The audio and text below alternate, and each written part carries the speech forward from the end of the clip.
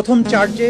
আসামি শেখ হাসিনাকে দোষী সাব্যস্ত করে আমৃত্যু কারাদণ্ড দেওয়া হয়েছে। দ্বিতীয় চার্জে আসামি শেখ হাসিনাকে দোষী সাব্যস্ত করে মানবতা বিরোধী অপরাধের দায়ে 2024 সালের জুলাই অভ্যুত্থান চলাকালে বাংলাদেশে ছাত্র জনতাকে লিথাল ওয়েপন, হেলিকপ্টার, ড্রোন ব্যবহারের মাধ্যমে নিষ্ঠুরতম পন্থায় 1400-র মতো ছাত্র জনতাকে হত্যা ও 25,000-এর বেশি ছাত্র জনতাকে আহত করার দায়ে, মোর স্পেসিফিক্যালি আশুলিয়াতে 6 জনকে হত্যা করে পুড়িয়ে দেয়া, চানখারপুলে 6 জনকে হত্যা করার মাধ্যমে যে অপরাধ করেছেন সেটার দায়ে তাকে দোষী সাব্যস্ত করে মৃত্যুদণ্ড প্রদান করেছে। অপর আসামি আসাদুজ্জামান খান কামালকে দুটো কাউন্টেই দোষী সাব্যস্ত করে তাকে মৃত্যুদণ্ড প্রদান করেছেন। আসামি চৌধুরী আব্দুল্লাহ আল মামুন সাহেবকে সবগুলো কাউন্টেই দোষী সাব্যস্ত করা হলেও তিনি যেহেতু রাজসাক্ষী হিসাবে আদালতে মামলার ভেতরের সবচেয়ে গুরুত্বপূর্ণ ইভেন্টগুলো সাক্ষী হিসাবে আদালতের সামনে তুলে ধরেছেন, আদালতকে সত্য উদ্ঘাটনে সাহায্য করেছেন, সেই জন্য